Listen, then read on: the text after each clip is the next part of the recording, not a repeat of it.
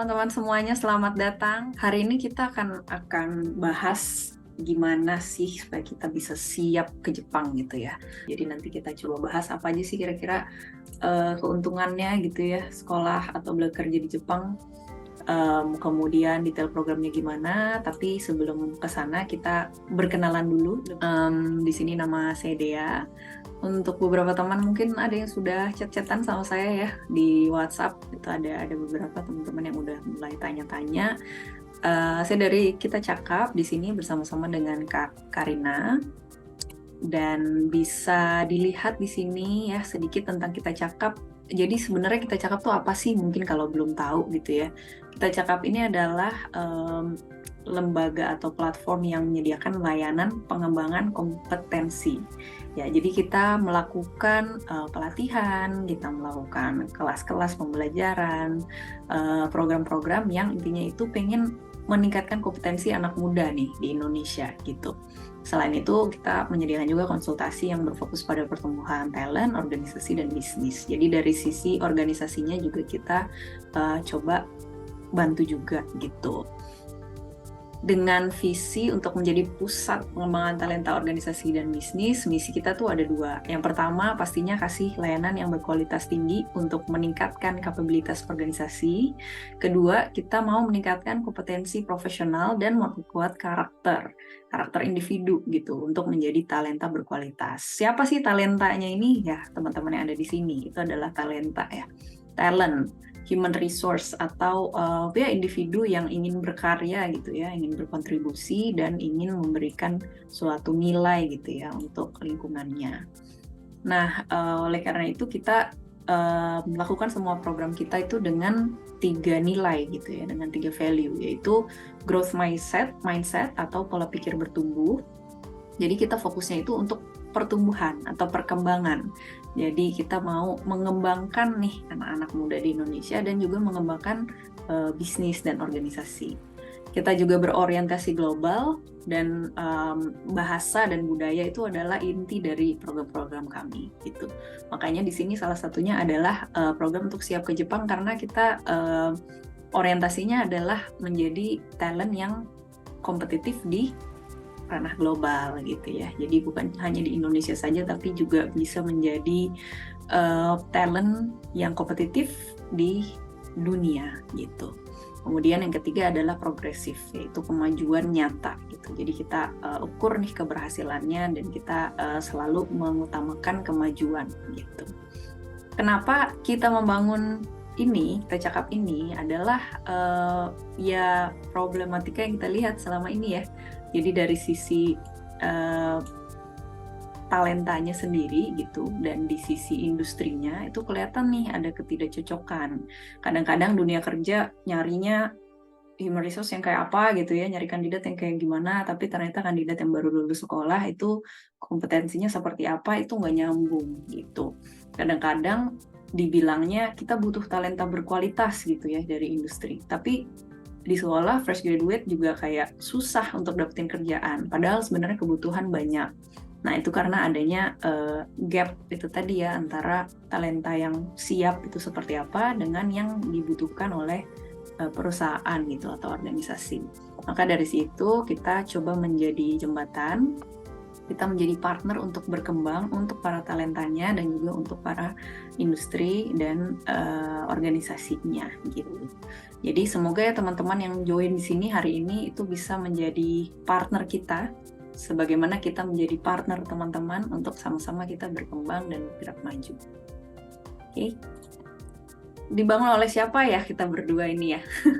Ada Kak Karina di sini dan juga saya sendiri Dea. Jadi kami co-founders untuk Kita Cakap di sini. Kak Karina adalah CEO sekaligus juga instruktur bahasa Jepangnya. Jadi senseinya itu Kak Karina ya, bukan saya. Kalau saya COO dan pegang bahasa Inggris gitu. Jadi nanti ada kalau misalnya course yang English-nya, nah itu nanti ketemunya sama saya gitu. Kak Karina di sini juga bukan kaleng-kaleng ya, jadi dia mengajar bahasa Jepang juga karena sudah pernah tinggal di sana, kuliahnya juga untuk instruktur gitu ya, dan punya background IT juga gitu. Jadi cukup lengkap dan bisa banget untuk ditanya-tanyain ya kalau teman-teman di sini berminat untuk belajar bahasa Jepang dan menjadi talent di negara itu juga gitu. Kalau saya sendiri backgroundnya psikologi, jadi kalau saya tuh dari HR. Salah satunya kenapa juga kita bangun Kita Cakap karena dari saya sendiri melihat ketika lagi interview talent-talentnya Indonesia gitu ya, kandidat-kandidat kita itu biasanya kayak secara teknis capability-nya tuh oke banget gitu, secara secara akademik pintar, terus secara skill juga punya gitu, dan itu tuh banyak loh yang baik juga gitu. Tapi biasanya kita kalah di bahasa gitu, kita nggak bisa bahasa Inggrisnya gitu, atau kita mau kerja di Jepang tapi belum bisa bahasa Jepangnya gitu. Jadi bahasa itu sebagai salah satu inti dari bisnis kita, karena memang kita melihat kalau kita punya bahasa nih, kita strong di bahasa internasional gitu, itu nilai kita akan langsung naik gitu. Opportunity atau kesempatan itu akan terbuka lebar. Salah satunya adalah di Jepang ini gitu. Banyak banget lowongan opportunity, kesempatan kita untuk berkarir dengan syarat hanya bisa berbahasa Jepang gitu. Makanya di sini kita pengen share ke teman-teman semua gimana nih caranya supaya impian itu bisa terwujud. Oke, nah di sini kita punya sending organization, mitra nih, kita sama-sama mitra gitu ya dari Kita Cakap itu melakukan pelatihannya bahasanya. Nah kemudian untuk pengurusan keberangkatan, job matching dengan perusahaan Jepang segala macam itu dilakukan oleh BGB Foundation. Di sini ada Bu Umi dari BGB Foundation yang sudah memberangkatkan berapa ratus ribu Ibu ya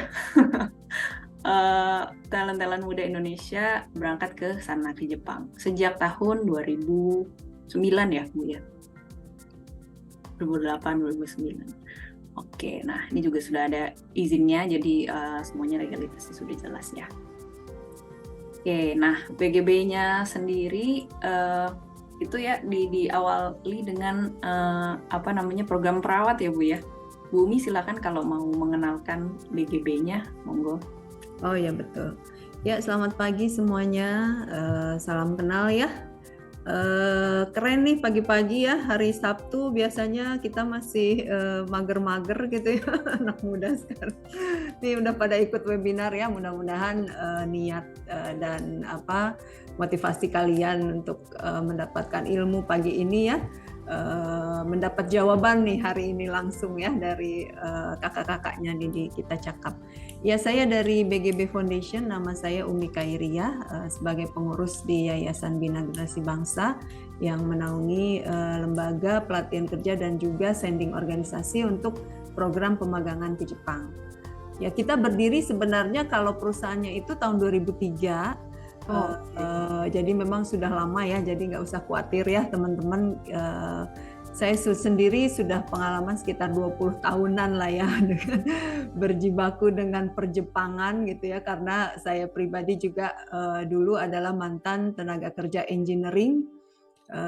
Tahun 2003 saya berangkat 4 tahunan gitu ya di sana, dan setelah pulang dari Jepang kita mengaktifkan lagi BGB Foundation-nya untuk memberikan kesempatan bagi generasi muda Indonesia untuk juga mendapatkan kesempatan bisa ke Jepang. Ya mungkin singkatnya seperti itu ya. Iya, terima kasih banyak Bu Umi, mantap ya. Sama-sama. Nah, inspiratif sekali nih kalau teman-teman yang mau kayak Bu Umi, wah pas banget udah ada mengikuti webinar ini. Oke, makasih Bu. Kita lanjut. Oh ini ada orang-orangnya ya dari BGB Foundation, ada Pak Syarif, ada Bu Umi sendiri, ada Japan representatif juga ya, Pak Ryuta dan Pak Hartan. Nah, selanjutnya buat yang masih belum yakin nih, aduh berangkat nggak ya ke Jepang nih gitu, emang untungnya apa sih, bedanya apa sama sekolah di sini atau kerja di sini? Boleh kita dengerin pemaparan nih dari Kak Karina yang memang sudah sekolah di sana juga ya, dan juga tahu bagaimana sih culture bekerja di Jepang, udah banyak berinteraksi juga dengan orang Jepang gitu ya, dan akan menjelaskan kenapa kita harus sekolah atau bekerja di Jepang juga. Setelah itu langsung ke program dari Kita Cakap dan BGB-nya sendiri itu seperti apa. Oke, silakan Kak Karina. Oke, terima kasih Kak Dea. Hai, ya tadi udah dikenalin mengenai Kita Cakap dan BGB, dan sekarang saya akan menjelaskan mengenai kenapa sih kita kalau kita sekolah atau bekerja di Jepang tuh banyak banget keuntungannya.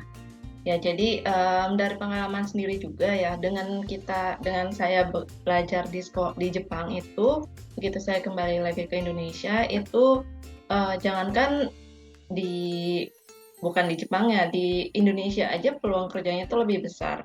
Kenapa? Karena salah satunya juga itu karena bisa bahasa, dan kalau teman-teman tahu kan pasti di Indonesia tuh banyak banget perusahaan Jepang, ya. Jadi dengan ada pengalaman kita budaya bahasa Jepang itu tuh untuk pengalaman untuk lowongan kerja yang non Japanese company aja tuh ada gitu, dan ditambah yang Japanese company itu mereka welcome banget dengan yang punya pengalaman kerja. Nah, apalagi di Jepangnya gitu. Nah, kenapa sih kita mesti belajar atau belajar sekolah atau setidaknya belajar kerja gitu, bisa bekerja di sana, itu berikut next slide. Ya, pertama, kenapa sekolah di Jepang? Ya, udah pasti teman-teman tahu ya. Tadi kan kata-kata juga di Jepang, negara maju, terus kemudian disiplin, gitu. Nah, ini juga kenapa? Karena pendidikan di Jepang itu udah bagus banget, gitu. Jadi sekolah-sekolah di Jepang itu udah termasuk yang ranking tinggi-tinggi di dunia, gitu. Nah, jadi salah satunya mereka punya 800 universitas yang berkualitas, ya peringkat teratas pendidikan terbaik di Asia, ya. Karena di Asia sendiri sudah termasuk negara yang paling maju, gitu. Sudah bisa disetarakan dengan yang negara di Eropa, di Amerika. Kemudian juga mempunyai 300.000 mahasiswa internasional yang sedang belajar di Jepang. Jadi teman-teman begitu sekolah di sana itu nggak cuma bisa punya teman orang Jepang, tetapi juga teman dari berbagai negara, gitu. Jadi network, terus pertemanan itu semua bisa berkembang, nggak cuma Jepang doang, tapi secara internasional. Kemudian Jepang itu juga salah satu negara yang ramah dan pemurah untuk memberikan beasiswa dan bantuan keuangan kepada baik orang Jepang ataupun orang asing. Karena itu makanya saya alhamdulillah untuk S1-nya itu dapat kesempatan untuk mendapatkan beasiswa di Jepang itu, karena kalau negara-negara lain itu banyak ngasih beasiswa S2. Tetapi Jepang itu yang murah sekali memberikan beasiswa S1, D1, D2, D3 gitu. Jadi ya nggak cuma S2 aja, S1 pun mereka banyak memberikan beasiswa kepada pelajar asing gitu. Kemudian juga bisa mempelajari budaya Jepang melalui kegiatan kampus yang beragam. Ini udah pasti, karena kan di Jepang sendiri itu kita bisa merasakan langsung budaya Jepang, kegiatannya seperti apa, dan kebiasaannya seperti apa. Nah, terus udah gitu di Jepang itu banyak juga kerja sambilan atau part-time atau magang untuk para pelajar. Dari pelajar SMA sampai pelajar kuliah itu mereka banyak memberikan pekerjaan part-time. Kalau di Indonesia kan susah ya untuk nyari part-time. Kalau di Jepang tuh banyak banget gitu. Jadi teman-teman saya waktu kuliah pun juga ya rata-rata semua punya part-time, punya kerja sambilan gitu. Jadi sambil kuliah juga udah sambil belajar bekerja dan juga udah dapat pemasukan gitu. Jadi udah tertempa itu kedisiplinan dan kemandiriannya gitu. Jadi teman-teman udah kuliah, udah dapat ilmu juga ya di sekolah, dapat pemasukan juga. Ya, keren. Senang apa coba ya? Gitu. Oke, next. Nah, selanjutnya kenapa lanjut kerja di Jepang? Ya, seperti tadi saya jelasin ya, karena kesempatannya bekerja dan berkarir di Jepang yang notabene itu adalah salah satu negara pusat teknologi dan inovasi ya, jadi udah teknologinya itu udah maju lah ya dibanding negara-negara lain gitu. Jadi itu jadi kesempatan bekerja berkaryanya jadi lebih luas. Nah, kemudian ada minimnya kesempatan kerja di Indonesia gitu ya. Seperti teman-teman tahu mungkin kalau kerja di Indonesia tuh ya susah cari kerja karena memang orang yang butuh kerja juga banyak sekali. Jadi kompetisi kita juga makin tinggi. Nah, sedangkan kalau di Jepang itu malah mereka memberikan kesempatan yang lebih banyak karena mereka butuh orang untuk bekerja. Itu malah lebih banyak lowongannya dibandingkan orang yang mau bekerjanya. Kemudian ada kalau di Indonesia ya 7,9 pengangguran dan 9,6 adalah lulusan SMK. Padahal SMK kan memang disediakan itu dikhususkan untuk yang langsung bekerja, tetapi masih ada aja nih yang ternyata belum mendapatkan kesempatan bekerja. Nah, kemudian juga salah satunya permintaan tenaga kerja untuk anak muda baik di bidang umum dan yang utama nih bidang keperawatan di Jepang itu sangat meningkat. Jadi itu mereka benar-benar butuh banget anak muda yang bisa bekerja di Jepang dan juga perawat. Karena di Jepang itu kan penduduk yang lebih tua itu yang udah lansia itu lebih banyak dibandingkan anak muda. Jadi banyak banget nih kesempatan buat teman-teman bekerja di Jepang. Kemudian adanya kemitraan ekonomi Indonesia-Jepang. Jadi semakin beberapa tahun terakhir ini itu Jepang semakin menggencarkan kesempatan kerja untuk di Jepang untuk orang-orang Indonesia. Itu dan karena salah satunya orang Indonesia itu yang banyak disukai sebagai pekerja itu. Dan kemudian adanya Jepang merupakan pusat teknologi dan inovasi ya. Jadi nggak cuma di sekolah aja. Kalau misalnya kita bekerja di perusahaan Jepang, itu mereka sebenarnya mempunyai teknologi-teknologi yang baik yang turun-temurun maupun yang terbaru gitu. Jadi karena mereka terus terupdate teknologinya dengan kita bekerja di perusahaan yang perusahaan di Jepang aja itu banyak yang mereka sudah punya teknologi dan kita jadi bisa tahu nih teknologi-teknologi apa yang ternyata berguna untuk di dunia kerja. Kemudian gaji yang kompetitif ya. Jadi karena negara maju sudah pasti gajinya lebih besar dibandingkan negara berkembang. Ya, jadi range gajinya itu bisa 160.000 sampai 230.000 per bulan untuk bidang umum dan ini sama ya sebenarnya. Jadi pokoknya secara keseluruhan itu ya sekitar minimal 20 jutaan lah ya udah bisa setiap bulan di Jepang. Oke. Sorry Kak, itu kayaknya ada typo di ininya. Di gajinya ini untuk yang profesional itu seharusnya bisa 200 sampai 400 ya. Jadi yang umum aja 20 juta, apalagi yang profesional itu sudah pasti 3 juta 4 juta di atas ya minimumnya. Oke. Nah, program apa aja sih yang ada di Jepang untuk bekerja ataupun untuk sekolah? Nah, ini ada pertama Nihongo Gakko. Nihongo tuh bahasa Jepang, Gakko tuh sekolah. Jadi sekolah bahasa Jepang. Nah, dengan kita sekolah bahasa Jepang di sana seperti yang tadi saya bilang, mereka banyak membuka juga untuk part-time gitu ya, untuk yang kerja paruh waktu. Dan itu pun juga gajinya nggak main-main gitu ya. Jadi istilahnya dengan kita kalau misalnya kerja part-time aja bisa seperti gaji kalau kita di Indonesia yang full time gitu. Jadi cukup banget. Nah, kemudian ada yang namanya Senbong Gakko. Senbong itu kejuruan dan Gakko itu sekolah. Jadi sekolah kejuruan di Jepang. Nah, jadi di Jepang itu ada begitu yang mereka lulus SMA atau SMK biasanya di sekolah itu mereka untuk kayak kelanjutannya mau kemana nih gitu. Biasanya mereka kalau nggak ke universitas, yaitu ke Senbong Gakko. Ya, Senbong Gakko itu bedanya apa sama universitas? Kalau universitas ya sama ya, seperti Universitas Indonesia, S1 atau D3, dan lebih fokusnya untuk keilmuan. Sedangkan Senbong Gakko itu udah spesifik. Jadi benar-benar sekolahnya, misalnya sekolah untuk jadi penata rambut, sekolah untuk di bidang teknik, sekolah untuk di bidang ya seperti SMK tapi udah lebih mendalam lagi seperti itu. Jadi kalau teman-teman masuk Senbong Gakko udah dapat ilmu yang spesifik, udah bisa sambil part time juga di sana sambil kerja sambilan, itu cukup banget dan setelah lulus bisa kerja full time dengan ilmu yang spesifik dan pengalaman yang lebih besar. Gitu. Kemudian berikutnya ada yang namanya Gino Shusei, itu magang di Jepang.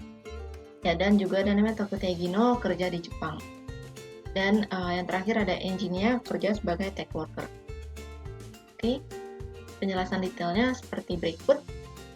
Menambahkan aja untuk yang engineer, kita nggak akan bahas terlalu mendalam di sini ya Kak Karina dan teman-teman. Nanti kalau misalnya memang tertarik sebagai tech worker, kita akan ada webinar lainnya gitu ya. Nanti bisa stay tune aja di sosial media kita cakap. Ya. Oke, silakan Kak. Oke. Nah, yang berikutnya yang pertama adalah Nihongo Gakko itu. Jadi karena sekolah bahasa Jepang, sudah pasti di sana itu sekolah khusus untuk bahasa Jepangnya aja.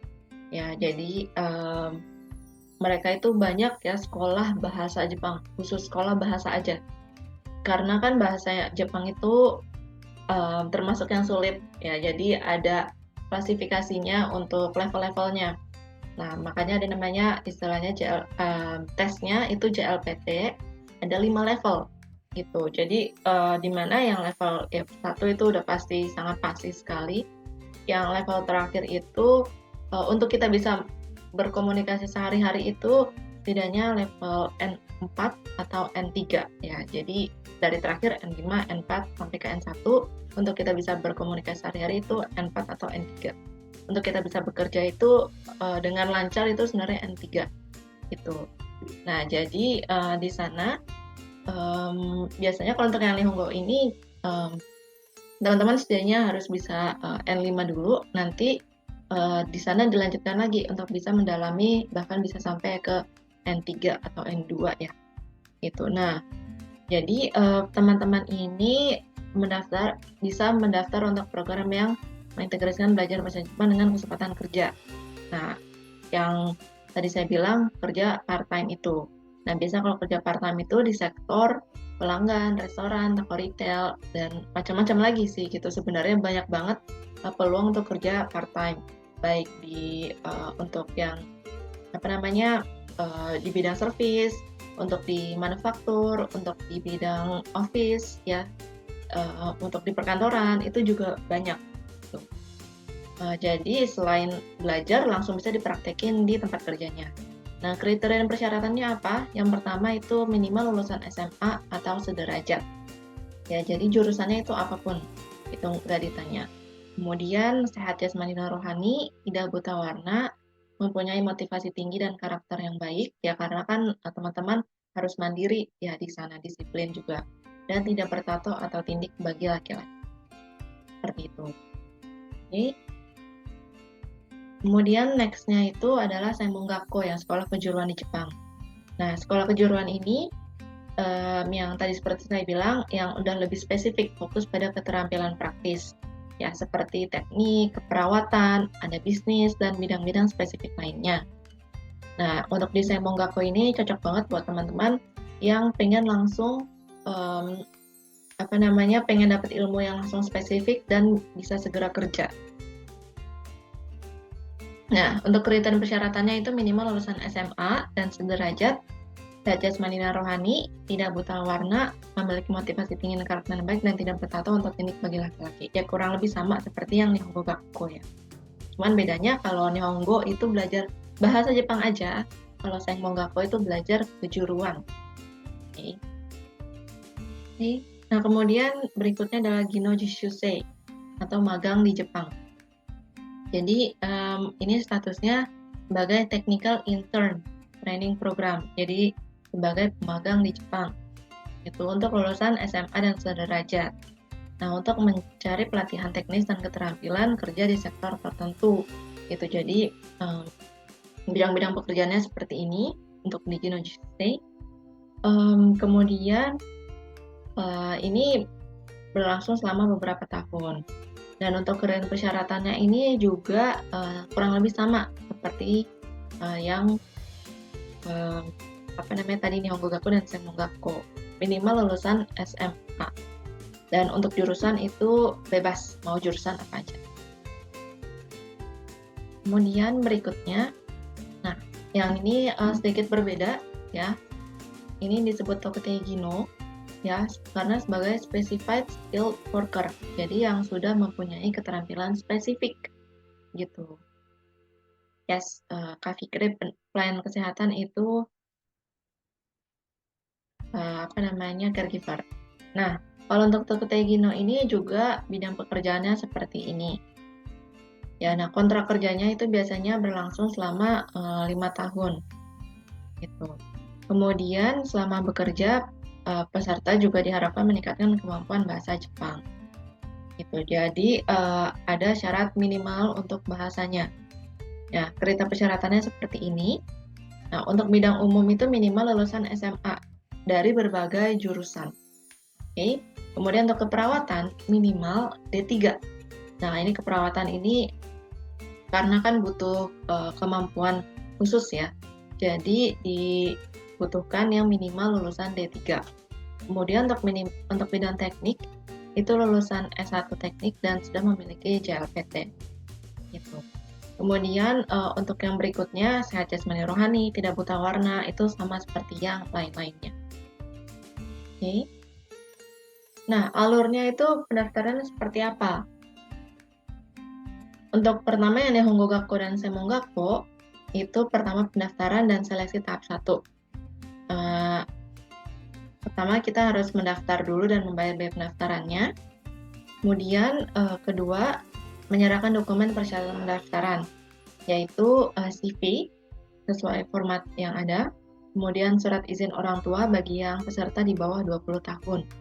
Ya, kenapa? Karena di Jepang itu untuk usia kalau kita kan usia dewasa itu 17 tahun, udah bisa punya KTP, sudah pokoknya hak-hak secara kewarganegaraan udah lengkap ya. Kalau di sana itu 20 tahun. Jadi dianggap kalau di bawah 20 tahun itu dianggap masih di bawah umur. Kemudian yang berikutnya ada scan asli ijazah terakhir dan transkrip nilai dari sekolah yang terakhir.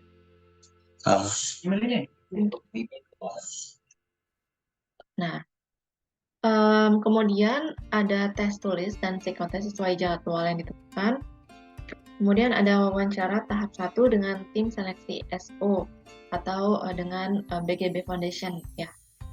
Karena beliau yang akan menemukan teman-teman dengan perusahaan yang di Jepangnya gitu. Jadi harus dicek dulu apakah sesuai dengan kebutuhan perusahaan yang di Jepang.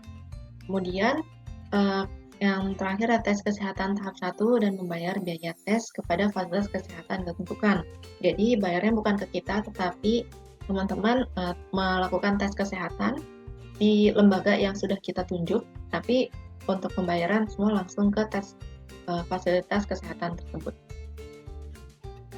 Oke, berikutnya untuk pendaftaran seleksi tahap kedua, setelah teman-teman menyelesaikan semua persyaratan di seleksi tahap 1, kemudian baru teman-teman membayar biaya pelatihan dan wajib mengikuti pelatihan bahasa dan budaya Jepang selama 6 bulan sebagai persiapan untuk tes JLPT N4. Kenapa? Karena untuk bisa melakukan wawancara dengan perusahaan Jepang itu wajib harus punya JLPT N4 dulu. Nah, buat teman-teman yang belum bisa, berarti kan harus belajar dulu nih. Nah, itu kita ajarkan dan kemudian juga kita bimbing bagaimana nanti untuk rekrutmen untuk wawancaranya seperti apa. Jadi teman-teman sudah terlatih. Kemudian pelatihannya diselenggarakan secara full day dari Senin sampai Jumat dari jam 8 sampai jam 4 dan lokasinya di kelas Kita Cakap di Tangerang Selatan. Nah, kemudian setelah teman-teman melakukan pembelajaran selama 6 bulan itu, teman-teman mengikuti tes JLPT N4 gitu. Jadi untuk tes JLPT N4-nya ini itu karena ada lembaga khusus ya yang mempunyai hak untuk memberikan tes dan memberikan sertifikasi. Jadi bukan di Kita Cakap ya. Jadi ada lembaga khusus, itu teman-teman butuh mendaftar ke lembaga tersebut dan membayar biaya tes ke lembaga tersebut. gitu. Karena memang hanya mereka yang bisa memberikan sertifikasi. Cuman untuk bisa lulus itu kita bimbing selama 6 bulan itu. Nah, jadi setelah teman-teman tes, terus teman-teman lulus, baru nanti akan ada rekrutmen dengan perusahaan Jepang. Oke, sorry, ini ternyata Nihongo Gakko dan Seimon Gakko ya. Jadi kalau untuk yang Seimon Gakko ini, jadi intinya sih yang tes 1, yang seleksi tahap 1 dulu, kemudian belajar bahasa Jepang, kemudian baru nanti teman-teman untuk pendaftaran dengan sekolah-sekolah yang di Jepang gitu. Jadi nanti ada pilihan sekolah yang mana yang teman-teman mau, itu nanti kita kasih listnya, nanti baru ada proses pendaftaran dengan sekolah di Jepangnya itu gitu ya. Jadi kita hanya bisa membimbing sampai situ, tapi untuk selanjutnya itu karena sudah berurusan dengan sekolah tersebut, jadi antara teman-teman dengan sekolah tersebut. Tapi supaya bisa teman-teman berangkat ke Jepang, kita ajarkan untuk belajar bahasa Jepangnya gitu. Oke. Untuk yang next mengenai Tokutei Gino dan Ginoji Shusei, jadi walaupun ada sedikit perbedaan ya tadi dijelaskan, tetapi untuk secara alur itu kurang lebih sama gitu, kurang lebih mirip. Nah yang tadi itu untuk yang tahap 1 dulu ya. Nah yang tahap 1 itu juga kurang lebih sama seperti yang Nihongo Gakko dan Seimon Gakko. Ya jadi nanti bisa dicek. Kemudian untuk yang tahap kedua itu yang tadi saya jelaskan gitu. Jadi mengikuti pelatihan selama 6 bulan, kemudian tes JLPT N4, setelah lulus baru nanti ada rekrutmen dengan perusahaan Jepang. Nah nanti itu baru akan dibimbing dengan BGB Foundation untuk rekrutmen dengan perusahaan Jepangnya. Kemudian berikutnya administrasi dan persiapan keberangkatan. Jadi setelah teman-teman udah lulus JLPT N4, kemudian sudah wawancara dengan perusahaan Jepang, kemudian diterima dengan perusahaan Jepang, teman-teman selanjutnya melakukan tanda tangan kontrak. Ya, tanda tangan kontrak dengan perusahaan Jepang, dengan nanti ada notarisnya yang lulus JLPT N4. Kemudian membuat paspor. Ya, jadi peserta membuat paspor dan membayar biaya pembuatan paspor ke kantor imigrasi setempat. Ya, karena yang mengurus paspor kan kantor imigrasi, jadi pembayarannya ke kantor imigrasi. Kemudian melengkapi dokumen persyaratan COE untuk pengajuan imigrasi Jepang. Kemudian melunasi biaya pemagangan setelah mendapatkan COE dari imigrasi Jepang. Ya. Nah, setelah itu ada pelatihan persiapan akhir pemberangkatan. Jadi peserta wajib mengikuti pelatihan tersebut, karantina bersama BGB Foundation untuk persiapan ke Jepang. Gitu. Kemudian setelah mendapatkan paspor, teman-teman mengurus visa untuk kerja di sana. Ya, jadi penukaran jadi COE itu ya, Certificate of Eligibility-nya itu diubah menjadi visa agar bisa kerja di sana. Kemudian melakukan tes kesehatan, kemudian udah deh tinggal berangkat ke Jepang dan mulai bekerja di sana. Gitu. Jadi untuk keberangkatannya itu nanti akan dibimbing oleh BGB Foundation. Ya. Oke, kemudian untuk biaya programnya. Sebelum ke situ kayaknya ada pertanyaan tadi. Boleh dibantu jawab dulu mungkin. Apakah ada magang untuk wanita 27 tahun sarjana selain Kaigo? Ada nggak? Banyak ya tadi beberapa bidang ya, nggak cuma Kaigo, tapi tadi ada untuk misalnya hotel dan untuk teknik juga ada, untuk servis seperti hotel dan pariwisata juga ada gitu. Jadi masih banyak kok Kak untuk bidang-bidangnya.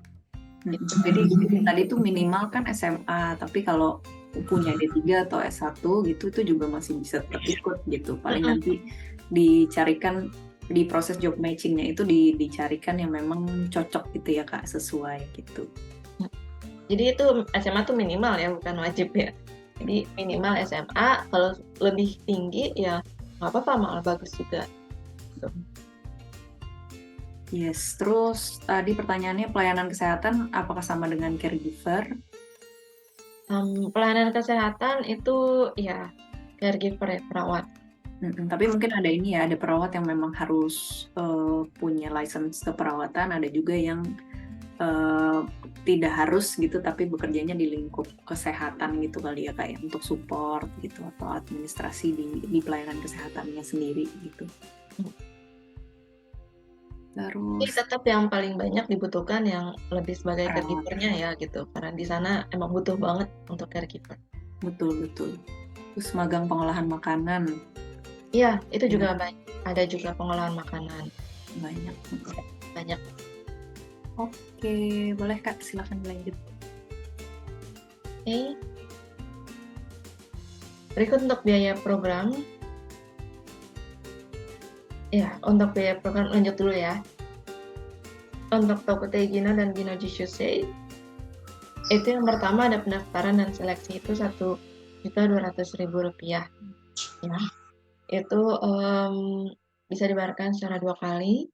Kemudian ada biaya pelatihan itu sebesar Rp18.500.000, itu untuk yang pelatihan bahasanya yang intensif selama 6 bulan.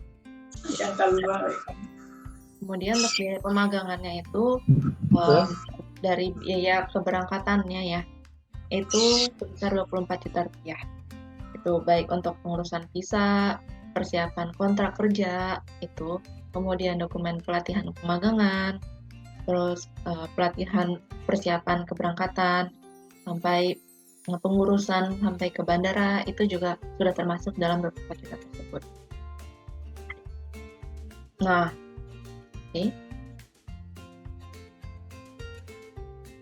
Kemudian untuk yang kita juga ada skema cicilan, ya, di mana jadi peserta itu yang telah melunasi pembayaran itu tetapi untuk peserta yang telah melunasi pembayaran itu mendapat prioritas untuk lebih dulu job matching ya dengan perusahaan Jepang. Gitu. Tapi kalau untuk skema cicilan ini seperti apa? Yang pertama biaya pendaftaran Rp1.200.000 itu dibayarkan di awal. Kemudian untuk biaya pemagangannya itu bisa dibagi 3. Jadi pembayaran pertama 7 juta, pembayaran kedua 8.500.000 dan pembayaran ketiga 8.500.000. Nah, kalau untuk biaya pelatihannya itu bisa dicicil, jadi setiap bulan pembayarannya. Jadi nggak harus bayar di depan. Kemudian untuk yang biaya program Nihongo Gaku dan Senmongaku, ini juga untuk yang pendaftaran seleksi sama Rp1.200.000, kemudian biaya pelatihannya juga sama Rp18.500.000, dan biaya pemagangannya itu Rp15 juta. Gitu, karena ini itu bukan untuk pengurusan kerja ya, jadi ini untuk sekolah. Jadi total biaya Rp34.700.000. Iya, mungkin tambahan juga Kak di luar biaya ini, kalau untuk Nihongo Gaku dan Senmongaku nanti ada tuition fee-nya ya yang langsung dibayarkan ke sekolahnya masing-masing. Itu sekolah di Jepang ya. Ya, sekolah di Jepang ya. Kemudian untuk skema cicilan juga ada untuk Nihongo Gaku dan Senmongaku, di mana pendaftaran tetap di depan Rp1.200.000, kemudian biaya untuk keberangkatan ya, ini dibagi 3, jadi 5 juta awal, pembayaran kedua 5 juta, pembayaran ketiga 5 juta. Dan untuk pelatihan juga bisa dicicil setiap bulan. Nah, kalau misalnya memang terasa berat, jadi ada program dana talang. Jadi untuk meringankan biaya, kita adakan program ini, jadi merupakan program pinjaman dari bank yang akan menalangi sebagian besar biaya yang pelunasannya itu teman-teman bisa lakukan setelah bekerja di Jepang. Gitu. Nah, peserta yang bisa mendaftar itu peserta Tokutei Gino dan Jishusei, kemudian yang memiliki jaminan yang bisa ditahan oleh bank. Nah, jadi ini dengan bank ya, dan mampu membayarkan dana sebesar 5 juta untuk biaya tanda tangan kontrak. Gitu, karena kan begitu wawancara perusahaan ini sudah harus ada kontrak dengan teman-teman, Nah, untuk biaya kontrak itu kan juga perusahaan Jepang juga sudah terkait ya. Jadi ada biaya komitmen sebesar 5 juta rupiah. Ya, dan udah. Dan untuk yang bantuan keringanan biaya pelatihan untuk non-tech worker, ini dana talang ini ada syaratnya. Jadi teman-teman butuh untuk menyerahkan syarat tersebut, yaitu CV atau resume lengkap dengan biodata diri, terus transkrip nilai tahun terakhir pendidikan terakhirnya teman-teman.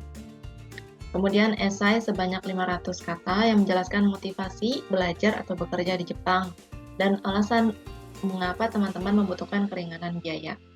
Kemudian surat rekomendasi dari guru atau dosen yang pernah mengajar atau atasan di tempat kerja sebelumnya. Gitu. Dan terakhir surat keterangan tidak mampu dari RT setempat.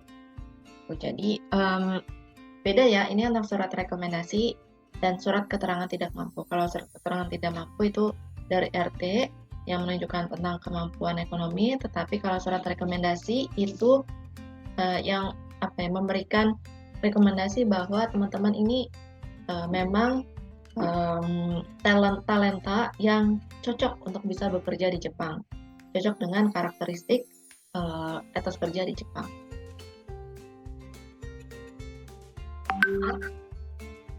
Nah, untuk pendaftaran bisa daftar di sini di bit.ly/daftar SKJ. Seperti itu. Ada pertanyaan?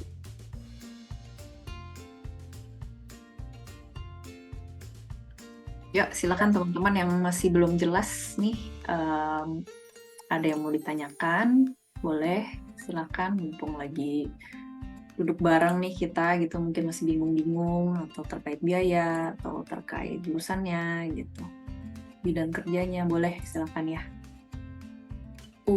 Oke, ada pertanyaan nih Kak Karina.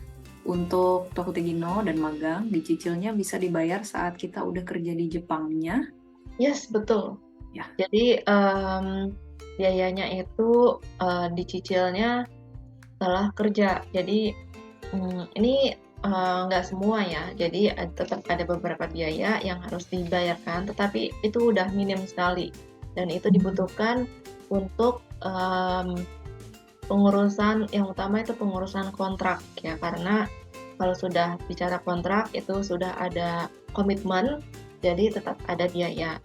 Tetapi untuk biaya yang lain-lain itu yang sebagian besar itu bisa teman-teman dibayarkan setelah kerja di Jepang. Dan itu juga nggak langsung misalnya bulan pertama kerja langsung dibayar gitu ya, karena kan teman-teman butuh biaya untuk di sana, biaya hidup, jadi ada waktunya gitu diberikan. Tetapi itu teman-teman bayarkan kepada pihak bank gitu ya. Kemudian ada asramanya. Untuk asrama di kita cakapnya itu belum ada ya, jadi teman-teman datang pulang pergi ya, karena untuk sekarang kita belum ada fasilitas asrama, tapi di sekitar ini mungkin banyak tempat kosan ya, kalau misalnya memang teman-teman butuh lebih dekat ke kita cakapnya. Tapi kalau untuk di Jepangnya sendiri itu tergantung perusahaan ya, ada yang memberikan asrama, ada yang enggak.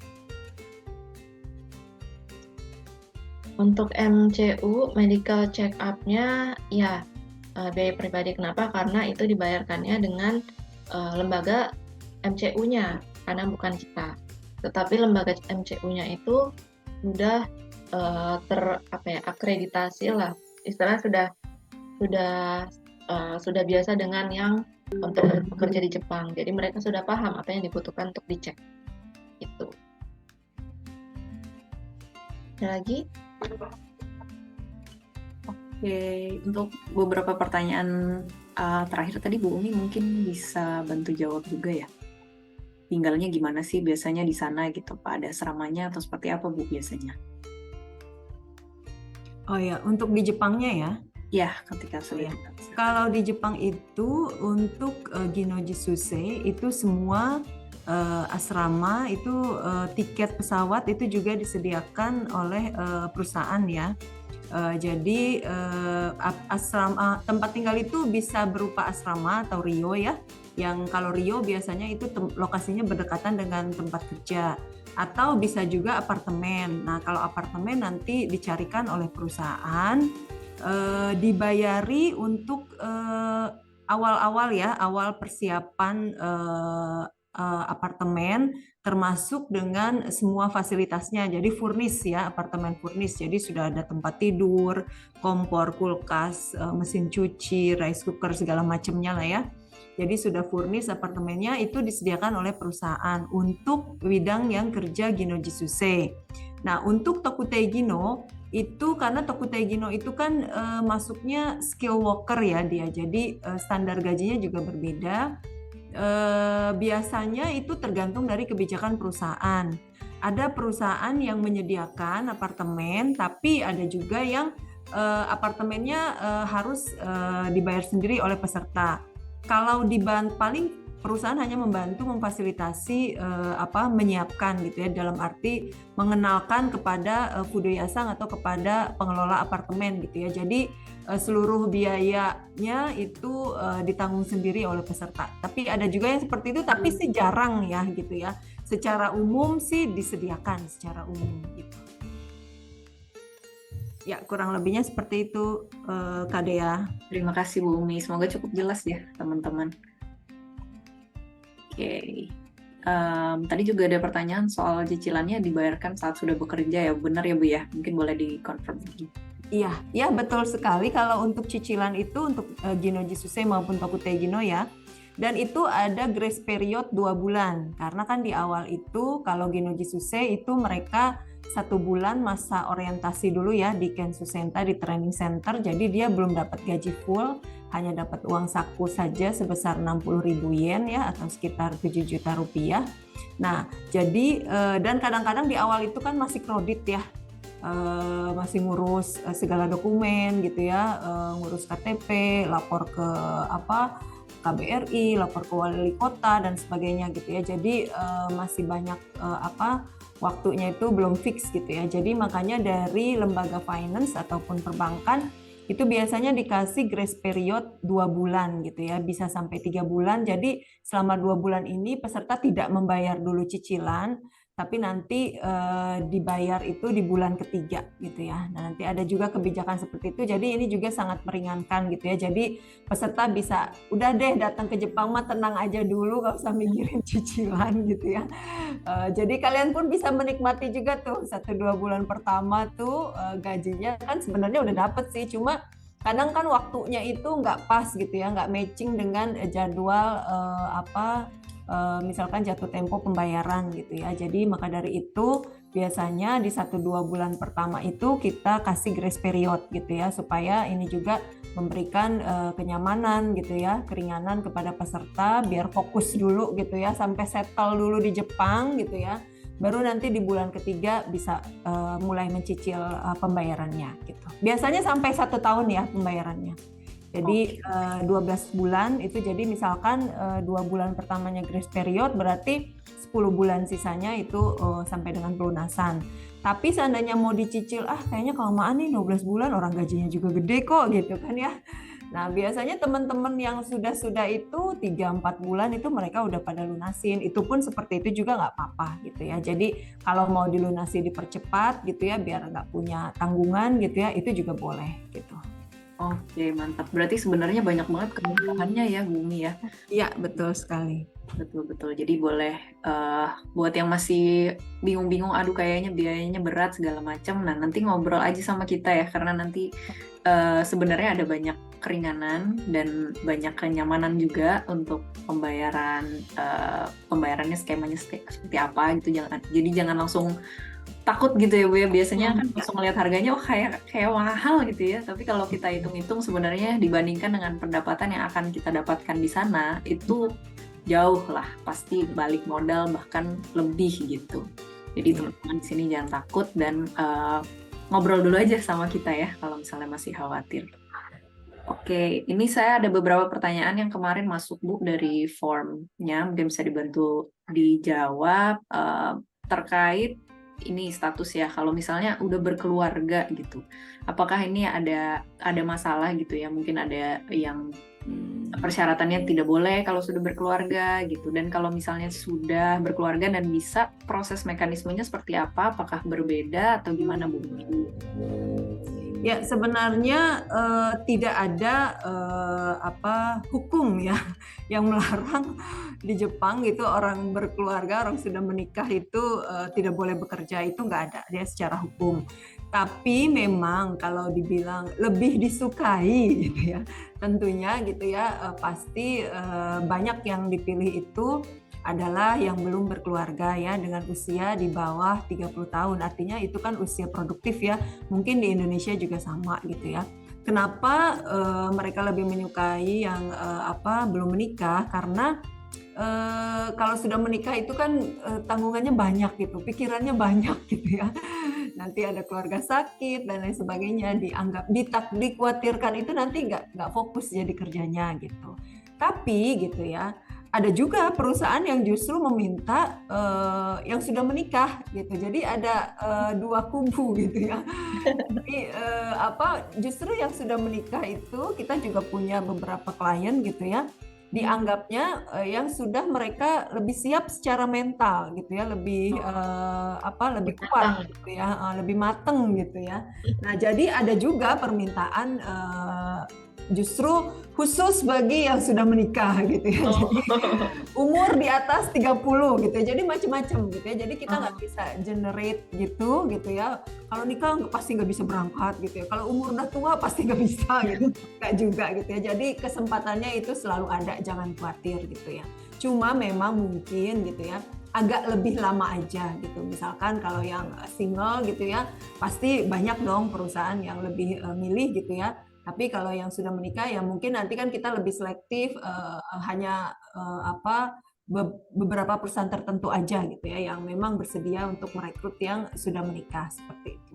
Oke, ini ada pertanyaan yang berhubungan sih Bu, tentang usia gitu ya. Tadi kan nyambung ya. Pertanyaannya kalau udah di atas 30 apakah masih bisa gitu, atau ada terbatas atau gimana? Berarti tadi cukup terjawab ya Bu, sebenarnya bisa ya di atas 30 pun. Iya. Betul sekali. Ya. Terakhir kita juga memberangkatkan justru untuk pemagangan peternakan kemarinnya di bidang peternakan justru diminta yang sudah menikah dan umur di atas 30 gitu ya. Jadi ya peluangnya selalu ada gitu ya. Menarik.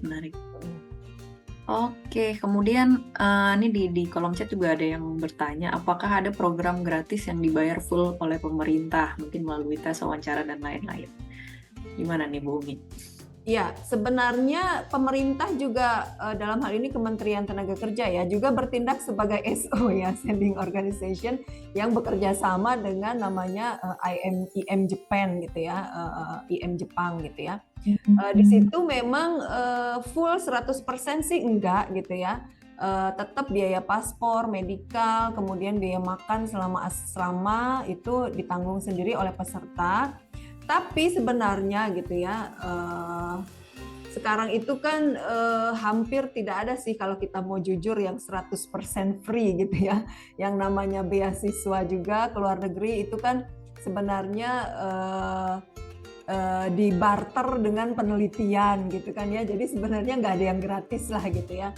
Jadi program IM Jepang sendiri itu juga sama gitu ya. Jadi sebenarnya tidak full gratis 100% karena kalau kita compare antara gaji program yang pemerintah dengan yang swasta itu jauh banget bedanya gitu ya. Jadi sebenarnya kalau kita kalkulasi secara ekonomi gitu ya, jauh lebih menguntungkan kita ikut program yang swasta gitu ya. Karena gajinya jauh lebih besar dibandingkan kita ikut program yang di pemerintah seperti itu. Jadi sebenarnya kalau kita kalkulasi yang gratis itu sebenarnya lebih mahal jatuhnya gitu dibandingkan dengan yang berbayar gitu ya. Seperti itu. Oke, nanti teman-teman yang mungkin penasaran boleh cek juga info di kementerian kali ya untuk yang gratisnya seperti apa, dan nanti bisa dibandingkan sendiri gitu kira-kira berapa biaya yang dibutuhkan, berapa yang didapatkan gitu ya. Jadi bisa dipertimbangkan. Oke. Kemudian ini ada yang dari form lagi, Bu, masih terkait dengan persyaratan. Tadi kan soal usia udah dibahas. Kalau soal tinggi badan, fisik, mata minus, nah kalau itu seperti apa sih, Bu? Ada nggak sih persyaratan khususnya? Oh ya, oke ya. Kalau tinggi badan sih memang kita pastinya lebih disukai proporsional ya, gitu ya. Proporsional, kalau wanita di atas 150 gitu ya, 150 cm, kemudian laki-laki di atas 160 cm itu udah oke gitu ya. Tidak terlalu gemuk dan tidak terlalu kurus gitu ya, proporsional lah gitu ya. Tapi gemuk sedikit juga sebenarnya nggak apa-apa lah gitu ya, asal jangan overweight gitu ya. Itu yang penting sehat, karena ada medical test kan ya, nantinya semua dicek gitu kan, laboratorium semuanya sehat, itu oke gitu ya. Kalau untuk mata itu tergantung jenis pekerjaan. Kalau memang jenis pekerjaannya membutuhkan ketelitian mata yang tinggi gitu ya, tentunya kita tidak boleh. Kalau di program pemerintah kan nggak boleh, itu mah udah mata semuanya harus bagus gitu ya, nggak boleh minus. Tapi kalau kita di swasta tergantung nanti jenis pekerjaannya gitu ya. Kalau pekerjaannya misalkan di bidang pertanian gitu ya, di bidang peternakan gitu ya, mungkin tidak terlalu tapi peternakan juga ada beberapa yang memang membutuhkan yang menggunakan mesin gitu ya, membutuhkan ketelitian mata, ya itu juga nggak boleh gitu ya, mata minus gitu ya. Jadi tergantung jenis pekerjaan. Intinya mata minus kalau di swasta itu masih boleh gitu ya, sepanjang dia nantinya kita tempatkan di bidang pekerjaan yang tidak membutuhkan ketelitian mata begitu. Tapi yang paling penting gigi. Gigi juga jangan sampai gigi bolong, artinya gigi, kesehatan gigi harus bagus ya, bukan berarti gigi bolong nggak boleh berangkat gitu ya. Tapi sebelum berangkat itu diberesin dulu giginya gitu ya, jangan sampai ada yang bolong, jangan sampai ada yang sakit gitu ya. Karena kalau bermasalah dengan gigi itu kan bolak-balik ya pemeriksaannya ke dokter gitu ya, dan itu kan nanti hanya akan mengganggu pekerjaan gitu ya. Jadi sebaiknya pada saat berangkat itu giginya udah oke lah semuanya gitu ya, nggak ada yang sakit, nggak ada yang ngilu-ngilu kayak gitu.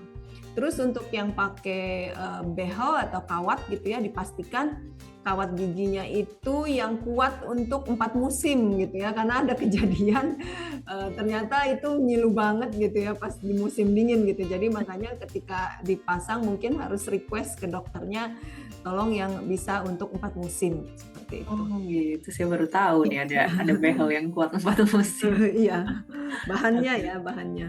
Oke, siap. Baik, ini ada pertanyaan di kolom chat lagi, Bu. Apa privilege yang didapat jika kita masuk Nihongo Gaku untuk dapat level bahasa Jepang yang tinggi dibandingkan belajar bahasa Jepang di Indonesia? Ini case-nya jika ingin bekerja di Jepang sebagai engineer. Gimana, Bu? Ada bedanya nggak sih, Bu? Maksudnya gimana? Bisa bahasa Jepangnya di Indonesia atau di Jepang?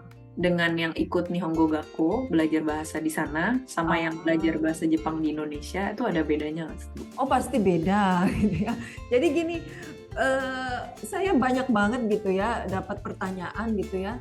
Oh, saya punya skill yang pokoknya skillnya tinggi lah gitu ya. Pengen kerjanya sesuai bidang pekerjaan, misalkan apakah dia di teknik sipil, di arsitek dan lain sebagainya. Sekarang saya tanya sederhana aja. Ketika kita masuk negara Jepang gitu ya, kalau kita nggak bisa bahasa Jepang, kita itu kan umi ya, kalau Nabi Rasulullah kita bilang, nggak bisa baca, nggak bisa tulis gitu ya, nggak bisa baca, nggak bisa nulis gitu ya, buta huruf lah bahkan gitu ya, ekstrimnya gitu ya. Kira-kira gitu ya, setinggi apapun ilmu kalian, kalau kalian buta huruf di Jepang, bisa nggak kerja? Gitu aja. Gitu ya. Jadi artinya tentunya untuk bisa bekerja di Jepang gitu ya, yang perusahaan Japanese company gitu ya, bukan yang multinational company berbasis bahasa Inggris gitu ya. Tentunya kan kemampuan bahasa Jepang itu sangat-sangat dibutuhkan. Karena itu sekarang juga Jepang dulu itu kan masih N5 ya, kan Jepang ada 5 level ya, paling bawahnya N5. Dulu N5 masih bisa. Sekarang itu perusahaan-perusahaan banyak sudah mulai meningkatkan kemampuan bahasa Jepangnya harus N4. Karena apa? Karena memang bahasa adalah kebutuhan dasar ya. untuk para pekerja yang ingin bekerja di Jepang ya, karena kita berkomunikasi gitu ya, baik secara lisan maupun tulis gitu ya, memahami instruksi-instruksi pekerjaan gitu kan, tentunya kan dalam bahasa Jepang. Kalau kita nggak bisa bahasa Jepang atau bahasa Jepangnya dasar, kira-kira bisa nggak kita mengerjakan pekerjaan dengan baik gitu kan. Nah, jadi tentunya kemampuan bahasa semakin tinggi, semakin disukai, semakin besar gitu ya kemungkinan untuk bisa diterima di perusahaan Jepang. Dan bahkan kalau sudah levelnya high gitu ya, high level itu di atas N2, N1, itu gajinya udah beda gitu ya. Standar gajinya untuk N2, N1 itu berbeda dengan yang standar N4 gitu ya. Jadi semakin kalian belajar bahasa Jepang, penghargaan dari perusahaan juga akan semakin tinggi kepada kalian.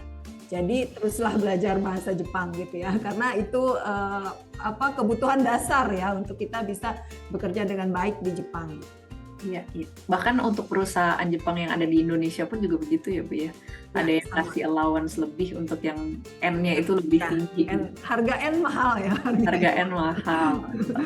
Jadi kalau udah punya N setidaknya udah ada modal lah ya. Menarik. Ada lagi Bu pertanyaan terkait magang gitu. Kalau program magang itu ruang lingkup magang di Jepang yang paling dibutuhkan tuh di sektor apa sih Bu, dan durasinya biasanya maksimal berapa lama? Ya, saat ini karena jumlah penduduk Jepang kan piramida terbalik ya gitu ya, artinya jumlah penduduk lansianya lebih banyak dari jumlah usia produktifnya. Jadi yang terbanyak dibutuhkan itu adalah memang tenaga keperawatan caregiver ya, keperawatan lansia. Kemudian juga bidang, karena Jepang juga negara teknologi ya, bidang manufacturing itu juga banyak dibutuhkan, pengolahan makanan gitu ya, peternakan, pertanian gitu ya, pengelasan gitu ya. Jadi perikanan gitu ya, banyak sekali bidang-bidang pekerjaan untuk bisa magang ke Jepang ya.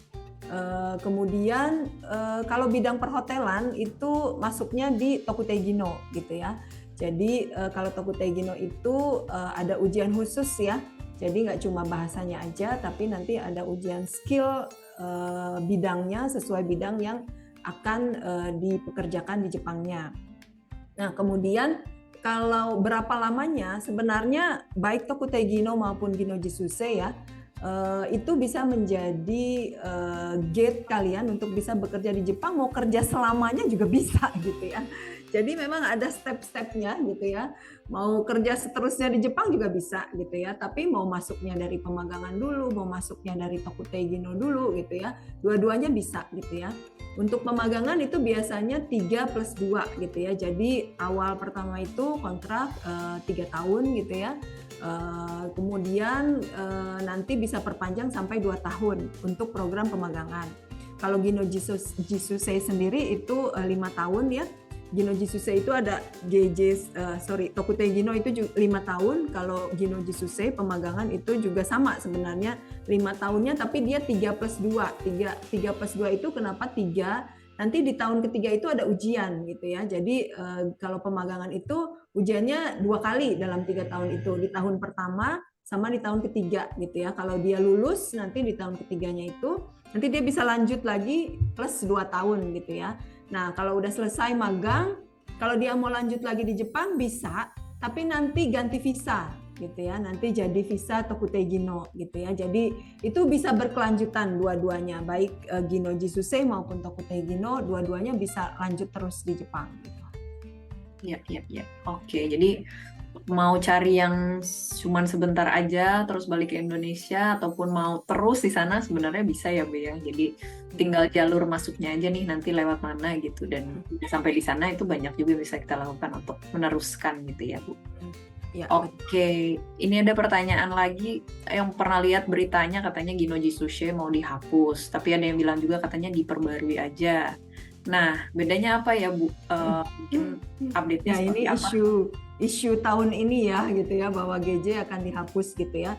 Nah kemarin bulan September ya, kita ada rakor NAS gitu ya, seluruh SO Indonesia, kemudian juga dari Kementerian Tenaga Kerja, kemudian juga hadir dari Kementerian Tenaga Kerja Jepang, hadir dari Imigrasi Jepang, dan juga pihak OTIT ya, Organization Training for Intern Trainee Program yang membawahi program JISUSE ini. Jadi itu juga menjadi hal yang ditanyakan oleh semua pihak ya, isu terbesar tahun ini gitu ya. Dan sudah dijawab dengan sangat gamblang oleh pihak Jepang bahwa bukan dihapus gitu ya, tapi berganti nama. Tapi sebenarnya kalau istilah dihapus ya benar juga gitu ya. Artinya ya nama Gino JISUSE itu akan hilang gitu ya. Tapi nanti berganti menjadi sebuah nama baru, sebuah program baru yang merupakan penyempurnaan dari program yang sudah ada sekarang gitu ya. Apa aja penyempurnaannya? Nomor 1 dari sisi bahasa. Tadi ya kalau kemarin-kemarin itu N5 boleh. Nah, sekarang nanti dari sisi bahasa akan lebih ditingkatkan lagi gitu ya.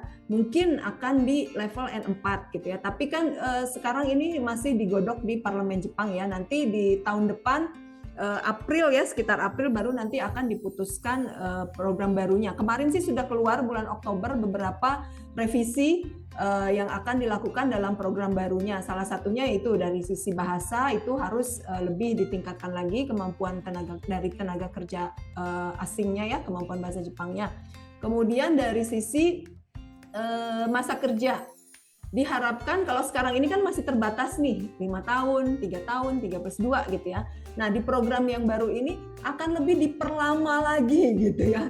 Jadi Jepang itu menginginkan tenaga kerja asing itu lebih lama lagi bisa tinggal di Jepang dengan opportunity untuk peningkatan karir yang lebih baik bagi tenaga kerja asing gitu ya. Jadi itu salah satu perubahannya gitu ya. Jadi diharapkan mereka nggak tinggal cuma 5 tahun aja terus balik pulang ke negaranya gitu ya, tapi bisa lebih lama tinggal di Jepang dan juga perusahaan Jepang menjamin ada peningkatan karir gitu ya untuk tenaga kerja asing. Itu yang akan diperbarui gitu ya di undang-undang yang terbaru nanti gitu ya. Jadi memang ada banyak hal-hal yang intinya itu lebih kepada perbaikan dari sistem yang sekarang gitu ya. Jadi jangan khawatir, program magang ini tidak akan hilang, tapi berganti nama aja dengan beberapa perbaikan untuk lebih memberikan perlindungan ya bagi tenaga kerja luar negeri di Jepang seperti itu. Berarti jadi perubahannya ke arah yang lebih baik ya Bu ya untuk ya, betul. Talentnya. Oke, good question Mas Vicky, udah terupdate dengan berita-beritanya berarti ya. Oke, pertanyaan berikutnya mungkin lebih ke terkait kehidupan di sana nih. Di sini Kak Karina juga boleh bantu jawab ya. Kehidupan di sana tuh seperti apa sih? Mungkin boleh digambarkan nggak ya Bu? Terus kayak detail nanti setelah berangkat ke sana apakah ada allowance untuk biaya transportasi, terus kayak transportasinya apa saja gitu, modanya biasanya ke kantor tuh naik apa sih gitu, detail-detail yang seperti itu dan musim-musimnya gitu mungkin boleh diceritakan Bu Umi dulu, nanti Kak Karina boleh tambahkan. Oke, saya dulu ya. Kalau untuk transportasi itu nanti tergantung kalian dapat tempat tinggalnya di mana. Kalau misalkan dapatnya di Rio asrama yang dekat perusahaan, itu kan tinggal jalan kaki, biasanya sebelahan gitu ya, sebelahan dari tempat kerjanya gitu ya, itu jalan kaki aja. Nah kalau yang agak-agak jauh gitu ya, biasanya ada yang dikasih sepeda gitu ya. Tapi kalau yang jauh banget tuh biasanya 30 menit ya. Ada juga yang diantar jemput ya. Ada yang diantar jemput gitu ya dari kantornya gitu, dari perusahaan. Ada juga yang naik bis berjadwal ya. Di sana kan banyak jadwal-jadwal bis gitu ya. Ada juga yang naik kereta api gitu ya. Jadi macam-macam gitu ya. Dan tergantung nanti kondisi seberapa jauh apartemen dengan perusahaannya, seperti itu. Oke, Kak Karina mau menambahkan? Ya, kalau untuk kehidupan di sana sih mungkin dari segi musim ya. Gitu. Kalau misalnya untuk musimnya itu di sana ada 4 musim. Jadi seperti tadi ada yang nanya apakah cuacanya, ada yang image ya, cuacanya ekstrim gitu.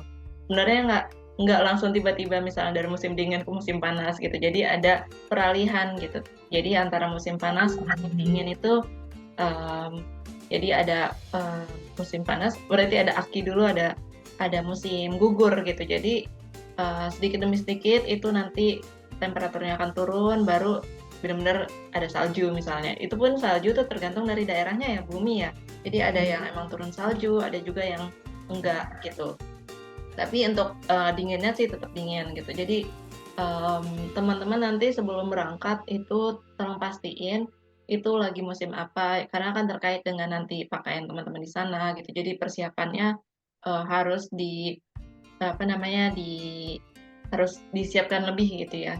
Dan paling untuk makanan ya. Jadi teman-teman kalau bisa itu kan sekarang juga udah banyak makanan Jepang. Jadi kalau bisa udah coba banyak makanan Jepang rasanya seperti apa. Dan biasanya mungkin pada banyak bawa apa namanya bumbu-bumbu gitu ya dari Indonesia kalau misalnya merasa kurang gitu, karena rasa makanan Jepang yang di Indonesia dengan yang di Jepangnya sendiri itu berbeda, karena kalau di sini kan udah disesuaikan dengan lidah orang Indonesia, jadi mungkin rasanya udah lebih lebih lebih berbumbu gitu ya. Kalau di sana itu benar-benar ada yang terasanya hambar gitu. Jadi karena kan kita harus makan di sana, kalau misalnya teman tiba-tiba nggak suka, itu kan akan berimpact juga ke kesehatan. Jadi harus dipersiapkan lah. Jadi kalau bisa bawa makanan kesukaan juga ya. Jadi kalau misalnya kurang nafsu makan gitu ya, setidaknya ada asupan untuk makanan. Jadi itu sih kalau untuk persiapan yang menurut saya penting untuk ke sana. Gitu. Ya, ada tambahan mungkin Bu Umi? Dea. Ya, kalau soal makanan sih sampai saat ini ya kita sudah mengiring banyak sekali orang, semuanya pada suka ya makanan Malah Jepang. tambah seneng ya. Cuma memang harus hati-hatinya karena kita Muslim ya, jadi mungkin B2 ya itu aja gitu. Jadi mungkin lebih baik masak gitu ya kalau di sana tuh gitu. Jadi lebih aman lah gitu ya. Kita bisa pilih makanan ikan, seafood atau gitu ya, atau daging-daging yang memang tidak tercampur lah gitu ya. Jadi mungkin lebih aman masak deh di sana, lebih murah juga gitu ya. Iya betul. Ini ada yang tanya. Makanan Jepang mah udah enak deh semuanya, udah surga makanan di sana mah. Enak ya. Ini ada yang tanya kalau abon sapi apa masih susah masuk ya? Emang susah. Ada toko Indonesia ya di sana, hampir di setiap kota-kota besar itu ada toko makanan Indonesia. Jadi kayak mie instan, kecap, saus, abon. Sekarang sih udah banyak banget gitu ya. Udah. Bahkan saya sendiri kita udah ekspor keripik-keripik pedas ke Jepang gitu. Oh gitu. Jadi Mantap. kalian nggak usah khawatir deh, udah banyak banget ada toko-toko makanan Indonesia di sana. Aman, mau makan mie instan kapanpun udah bisa sekarang. Ada ya di sana. Hampir di seluruh Jepang udah ada. Sip. Mantap, thank you. Untuk terakhir mungkin ya, pertanyaan terakhir ini lebih terkait beasiswa untuk sekolah gitu. Kalau dari Jepangnya sendiri ada nggak sih untuk meringankan mungkin biaya tuition fee tadi, atau kalau ada yang berminat melanjutkan S1 atau S2 di sana, itu ada nggak yang bisa di-share mungkin dari Kak Karina dulu kali ya? Oke, kalau beasiswa itu kalau emang niatnya pengen sekolah ya di universitas, itu banyak banget sih dari program Kementerian Pendidikan Jepang ya, seperti yang disebut apa namanya tadi apa istilahnya Mombusho ya. Mombusho itu udah banyak memberikan beasiswa dari D2 sampai S2 S3 itu dari Indonesia apply-nya. Tapi untuk apply di Jepang pun banyak banget gitu ya. Jadi misalnya teman-teman ke sana biaya sendiri dulu gitu ya. Tapi begitu masuk kampusnya atau sekolah di sana, itu ada dari kampusnya sendiri yang memberikan beasiswa, jadi keringanan biaya. Kemudian misalnya nanti atau ada yang programnya dibayar setelah kerja.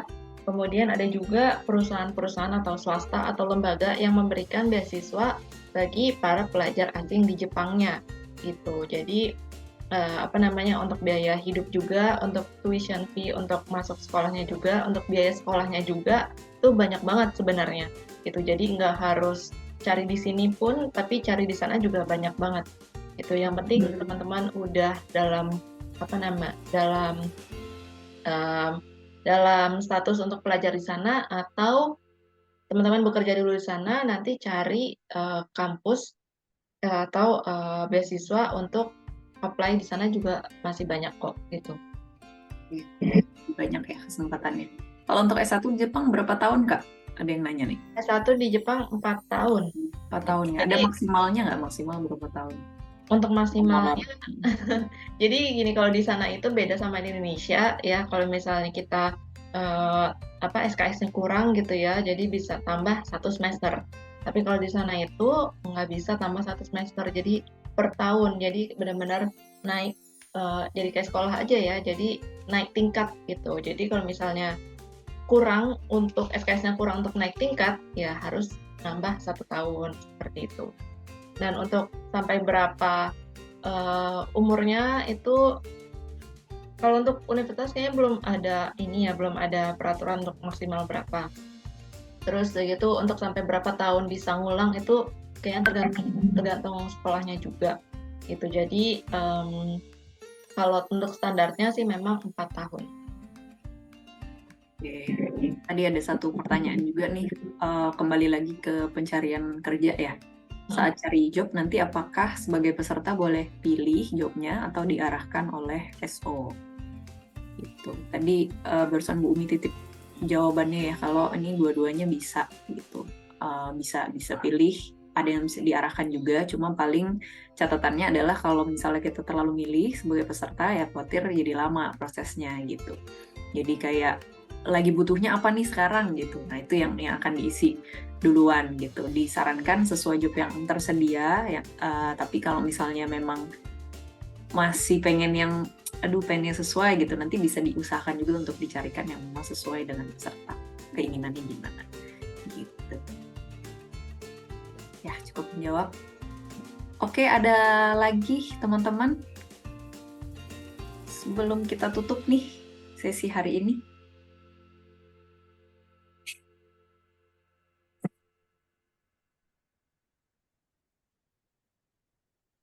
Oke, kalau nggak ada Kak Karina, mungkin ada tambahan? Oke, semangat teman-teman bagi yang benar-benar pengen ke Jepang, itu merupakan kesempatan yang menurut saya, menurut kita semua ya, itu kesempatan emas ya. Kenapa? Karena memang Jepang itu sangat butuh dan banyak banget opportunity-nya, dan jangan terlalu takut untuk misalnya biayanya mahal atau nanti seperti apa keselamatan di sana. Insya Allah ini karena sudah SO partner kita ya, BGP Foundation itu sudah sangat berpengalaman ya, dan emang di sana itu juga butuh sekali talenta-talenta seperti teman-teman yang mempunyai semangat tinggi, karena yang utama itu syarat-syarat itu yang namanya juga untuk bekerja pasti ada syarat, tapi yang utama dibutuhkan itu mempunyai motivasi tinggi. Dan dilihat dengan teman-teman yang sudah semangat, saya rasa perusahaan Jepang itu banyak banget yang membutuhkan teman-teman semua. Untuk kekhawatiran nanti dibicarakan aja dengan kita ya, kita mencoba carikan solusi yang terbaik buat teman-teman juga. Jadi tetap semangat teman-teman dan tetap yakin insya Allah bisa berangkat ke Jepang semuanya. Amin. Amin, amin ya robbal alamin. Oke, terima kasih Kak Karina atas semangatnya. Bu Umi mungkin ada tambahan sebelum saya tutup? Cukup belum? Ya betul sekali ya, tadi nggak usah khawatir gitu ya, kalau mau ke Jepang itu mungkin dari seluruh negara lainnya, tempat penempatan tenaga kerja Indonesia di luar negeri, kita sudah mengirim tenaga kerja ke 4 benua ya. Dan sekarang kita fokus di Jepang, kenapa gitu? Karena Jepang termasuk salah satu negara yang paling aman dan juga hukum tenaga kerjanya sudah sangat komprehensif dalam perlindungan tenaga kerja luar negerinya gitu ya. Jadi menjadi negara tujuan yang paling ideal gitu ya untuk tenaga kerja terutama dari Indonesia gitu ya. Jadi kalau soal keamanan nggak usah khawatir gitu ya. Baik pihak kami sebagai pengirim, kemudian juga dari Indonesia ada Kementerian Tenaga Kerja sebagai regulator, nanti perwakilan di Jepang ada KBRI gitu ya, kemudian dari pemerintah Jepang sendiri ada Kementerian Tenaga Kerja, Kementerian Luar Negeri, kemudian juga dari perusahaan penerima kalian di Jepang gitu ya, itu perlindungannya sudah sangat baik gitu ya. Jadi apabila itu sudah berlapis gitu ya, jadi kalau terjadi sesuatu itu SOP-nya semua sudah ada gitu ya. Yang penting itu Jepang itu kan punya prinsip manajemennya itu Horenso ya. Jadi Hokoku, Renraku, Sodang gitu ya. Jadi kalian selalu yang pertama itu Hokoku itu lapor gitu ya. Jadi ada apa-apa itu lapor gitu ya. Kenapa? Kebanyakan itu kan jangan takut gitu ya. Jadi kalau ada apa-apa selalu lapor nomor 1 ke kita dulu gitu ya, karena selama di Jepang itu kalian masih tetap dalam pengawasan kita sampai dengan kepulangan ke Indonesia ya, untuk yang program pemagangan gitu ya.